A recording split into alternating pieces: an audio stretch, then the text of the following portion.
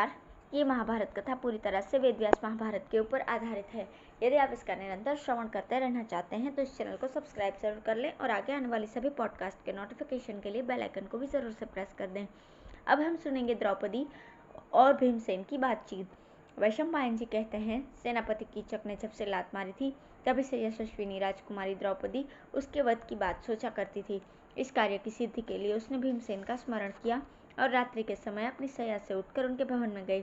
उस समय उसके मन में अपमान का बहुत बड़ा दुख था। पाकशाला में प्रवेश करते ही उसने कहा, भीमसेन उठो उठो, मेरा वो शत्रु महापापी सेनापति मुझे लात मारकर अभी भी जीवित है, तो भी तुम यहाँ निश्चिंत होकर कैसे सो रहे हो। द्रौपदी के जगाने पर भीमसेन अपने पलंग पर उठ बैठे और उससे बोले, प्रिय, ऐसी क्या आवश्यकता आ पड़ी कि तुम उतावली सी होकर मेरे पास चली आई। देखता हूँ तुम्हारे शरीर का अंग अस्वाभाविक हो गया है, तुम दुर्बल और उदास हो रही हो। क्या कारण है, पूरी बात बताओ जिससे मैं सब कुछ जान सकूं। द्रौपदी ने कहा, मेरा दुख क्या तुमसे छिपा है, सब कुछ जानकर भी क्यों पूछते हो। क्या उस दिन की बात भूल गए हो जबकि प्रतिका में मुझे दासी कहकर भरी सभा में घसीट कर ले गया था। उस अपमान की आग में मैं सदा जलती रहती हूँ। संसार में मेरे सिवा दूसरी कौन ऐसी राजकन्या है जो ऐसा दुख भोग कर भी जीवित हो। वनवास के समय दुरात्मा जयद्रथ ने जो मेरा स्पर्श किया वो मेरे लिए दूसरा अपमान था, पर उसे भी सहना ही पड़ा। अब की बार पुनः यहाँ के धूर्त राजा विराट की आंखों के सामने उस दिन कीचक के द्वारा अपमानित हुई। इस प्रकार बारंबार अपमान का दुख भोगने वाली मेरे जैसी कौन स्त्री अपने प्राण धारण कर सकती है। ऐसे अनेकों कष्ट सहती रहती हूँ, पर तुम भी मेरी सुध नहीं लेते। अब मेरे जीने से क्या लाभ है। यहाँ कीचक नाम का एक सेनापति है जो नाते में राजा विराट का साला होता है। वो बड़ा ही दुष्ट है। प्रतिदिन सैरंध्री के वेश में मुझे राजमहल में देखकर कहता है, तुम मेरी स्त्री हो जाओ। रोज रोज उसके पापपूर्ण प्रस्ताव सुनते सुनते मेरा हृदय विदीर्ण हो रहा है। इधर धर्मात्मा युधिष्ठिर को जब अपनी जीविका के लिए दूसरे राजा की उपासना करते देखती हूँ तो बड़ा दुख होता है। जब पाकशाला में भोजन तैयार होने पर तुम विराट की सेवा में उपस्थित होते हो और अपने को बल्लव नामधारी रसोइया बताते हो, उस समय मेरे मन में बड़ी वेदना होती है। ये तरुण वीर अर्जुन, जो अकेले ही रथ में बैठकर देवताओं और मनुष्यों पर विजय पा चुका है, आज विराट की कन्याओं को नाचना सिखा रहा है।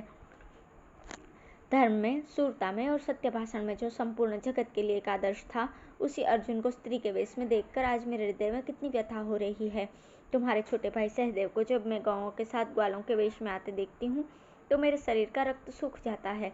मुझे याद है जब वन को आने लगी तब उस समय माता कुंती ने रोकर कहा था, पांचाली, सहदेव मुझे बड़ा प्यारा है। ये मधुरभाषी, धर्मात्मा तथा अपने सब भाइयों का आदर करने वाला है, किंतु है बड़ा संकोची। तुम इसे अपने हाथ से भोजन कराना, इसे कष्ट न होने पाए। ये कहते कहते उन्होंने सहदेव को छाती से लगा लिया था। आज उसी सहदेव को देखती हूँ, रात दिन गौओं की सेवा में जुटा रहता है और रात को बछड़ों के चमड़े बिछाकर सोता है। यह सब दुख देखकर भी मैं किस तरह जीवित रहूं। समय का फेर तो देखो, जो सुंदर रूप, अस्त्र विद्या और मेधा शक्ति इन तीनों से सदा संपन्न रहता है, वो नकुल आज विराट के घर के घोड़ों की सेवा करता है, उनकी सेवा में उपस्थित होकर घोड़ों की चालें दिखाता है। क्या ये सब देखकर भी मैं सुखी रह सकती हूँ। राजा युधिष्ठिर को जुए का व्यसन है और उसी के कारण मुझे इस राजभवन में सैरंध्र के रूप में रहकर रानी सुदेशना की सेवा करनी पड़ती है। पांडवों की महारानी और द्रुपद नरेश की पुत्री होकर भी आज मेरी ये दशा है।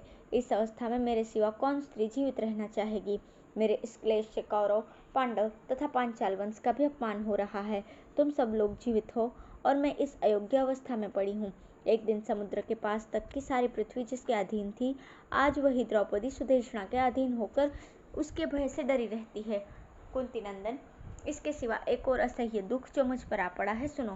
पहले मैं माता कुंती को छोड़कर और किसी के लिए, स्वयं अपने लिए भी कभी उपटन नहीं पीसती थी, परंतु अब राजा के लिए चंदन घिसना पड़ता है। देखो मेरे हाथों में गट्टे पड़ गए हैं, पहले ऐसे नहीं थे। ऐसा कहकर द्रौपदी ने भीमसेन को अपना हाथ दिखाए। वो फिर से सकती हुई बोली, न जाने देवताओं का मैंने कौन सा अपराध किया है जो मेरे लिए मौत भी नहीं आती। भीम ने उसके पतले पतले हाथों को पकड़कर देखा, सचमुच काले काले दाग पड़ गए थे। उन हाथों को अपने मुख पर लगाकर वे रो पड़े। आंसुओं की झड़ी लग गई। फिर आंतरिक क्लेश से पीड़ित होकर भीमसेन कहने लगे, कृष्ण, मेरे बाहुबल को धिक्कार है। अर्जुन के गांडीव धनुष को भी धिक्कार है, जो तुम्हारे लाल लाल कोमल हाथ आज काले पड़ गए। उस दिन सभा में मैं विराट का सर्वनाश कर डालता अथवा ऐश्वर्य के मत से उन्मत्त हुए कीचक का मस्तक पैरों से कुचल डालता, किंतु धर्मराज ने रुकावट डाल दी। उन्होंने कनखियों से देखकर मुझे मना कर दिया। इस प्रकार राज्य से च्युत होने पर भी वो जो कौरवों का वध नहीं किया गया, दुर्योधन, कर्ण, शकुनी और दुशासन का सिर नहीं काट लिया गया, इसके कारण आज भी मेरा शरीर क्रोध से जलता रहता है। वो भूल अब भी हृदय में कांटे की तरह कसकती रहती है। सुंदरी, तुम अपना धर्म न छोड़ो, बुद्धिमती हो, क्रोध का दमन करो। पूर्व काल में भी बहुत सी स्त्रियों ने पति के साथ कष्ट उठाया है। भृगुवंशी च्यवन मुनि जब तपस्या कर रहे थे, उस समय उनके शरीर पर दीमकों की बांबी जम गई थी। उनकी स्त्री हुई राजकुमारी सुकन्या, उसने उनकी बड़ी सेवा की। राजा जनक की पुत्री सीता का नाम तो तुमने सुना ही है। वह घोरवन में पतिदेव श्री रामचंद्र जी की सेवा में रहती थी। एक दिन उसे राक्षस आकर लंका में ले गया और तरह तरह के कष्ट देने लगा, तो भी उसका मन श्री रामचंद्र जी में ही लगा रहा। अतः में वह उनकी सेवा में पहुंच गई। इसी प्रकार लोपामुद्रा ने सांसारिक सुखों का त्याग करके अगस्त्य मुनि का अनुगमन किया था। सावित्री तो अपने पति सत्यवान के पीछे यमलोक तक चली गई थी। इन रूपवती पतिव्रता स्त्रियों का जैसा महत्व बताया गया है, वैसे ही तुम भी हो। तुम में भी वे सभी सद्गुण मौजूद है। कल्याणी, अब तुम्हें अधिक दिनों तक प्रतीक्षा नहीं करनी है। वर्ष पूरा होने में सिर्फ 1.5 महीना रह गया है। तेरा वो वर्ष पूर्ण होते ही तुम राजरानी बनोगी। द्रौपदी बोली, नाथ, इधर बहुत बड़ा कष्ट सहना पड़ा है, इसलिए आर्त होकर मैंने आंसू बहाए हैं। मैं उलाहना नहीं दे रही हूँ। अब इस समय जो कार्य उपस्थित है उसके लिए उद्यत हो जाओ। पापी कीचक सदा मेरे आगे प्रार्थना किया करता है। एक दिन मैंने उससे कहा, कीचक, तू काम से मोहित होकर मृत्यु के मुख में जाना चाहता है, अपनी रक्षा कर। मैं 5 गंधर्वों की रानी हूँ। वे बड़े वीर और साहस के काम करने वाले हैं, तुझे अवश्य मार डालेंगे। मेरी बात सुनकर उस दुष्ट ने कहा, सैरंध्री, मैं गंधर्वों से तनिक भी नहीं डरता। संग्राम में यदि लाख गंधर्व भी आए तो मैं उनका संहार कर डालूंगा। तुम मुझे स्वीकार करो। इसके बाद उसने रानी सुदेशना से मिलकर मुझे उसे कुछ सिखाया। सुदेशना अपने भाई के प्रेमवश मुझसे कहने लगी, कल्याणी, तुम कीचक के घर जाकर मेरे लिए मदिरा ले आओ। मैं गई।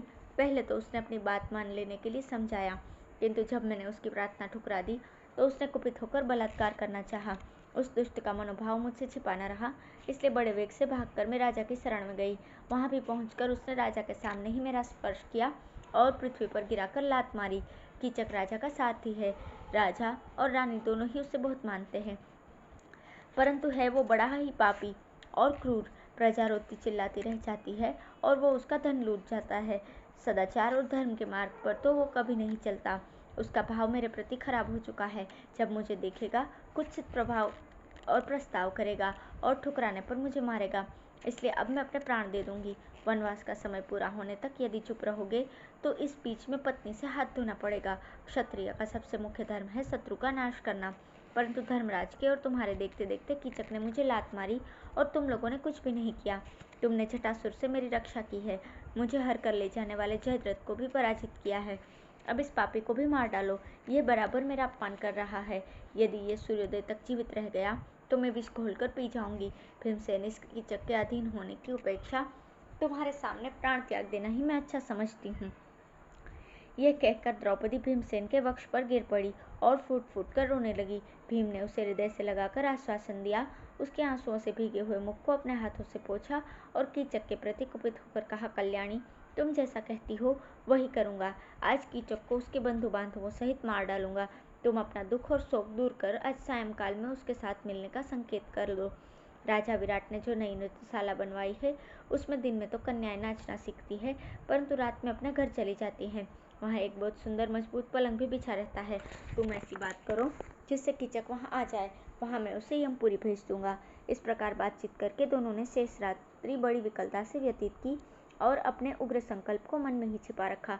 सवेरा होने पर कीचक पुनः राजमहल में गया और द्रौपदी से कहने लगा, सैरंध्री, सभा में राजा के सामने ही तुम्हें गिराकर मैंने लात लगा दी। देखा मेरा प्रभाव? अब तुम मुझ जैसे बलवान वीर के हाथों में पड़ चुकी हो, कोई तुम्हें बचा नहीं सकता। विराट तो कहने मात्र के लिए मत्स्य देश का राजा है, वास्तव में तो मैं ही यहाँ का सेनापति और स्वामी हूँ। इसलिए भलाई इसी में है कि तुम खुशी खुशी मुझे स्वीकार कर लो, फिर तो मैं तुम्हारा दास हो जाऊंगा। द्रौपदी बोली, कीचक, यदि ऐसी बात है तो मेरी एक शर्त स्वीकार करो। हम दोनों के मिलन की बात तुम्हारे भाई और मित्र भी न जानने पाए। कीचक ने कहा, सुंदरी, तुम जैसा कह रही हो वही करूंगा।